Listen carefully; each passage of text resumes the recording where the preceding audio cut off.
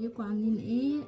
وجبات النهارده ربنا يتقبل منكم يا رب، وكل واحد يديله على قد نيته اللي هو عايزها في الوجبات، محدش راضي يقول اسمه ولا كده في اللي طلب، فجزاكم الله خير. وطبعا اكل بيتي اكل نظيف، يعني عايزه اقول لكم مغسول مره واتنين وتلاته، اكل بالسمنه البلدي، فاللي عايز اوردر يطلب قبلها بيوم. والوجبه عباره عن ايه؟ كفته، لحمه مسلوقه اهي، وسلطه، وفاصوليا، خضار، وفي طبق فاكهة، وطبعا معلقة وعيش.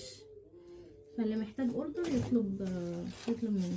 وفي عندي وجبات بتبتدي من 45 بقى وانت طالعة 190، 120، 150. يعني الوجبة النهاردة ب150، عشان فيها طبق واللحمة بلدي. طبق الفاكهة، طبعا فاكهة الموسم اللي موجودة، يعني لو في البرتقال مش موجود، الاستفندي مش موجود، بحط بقى فاكهة الموسم.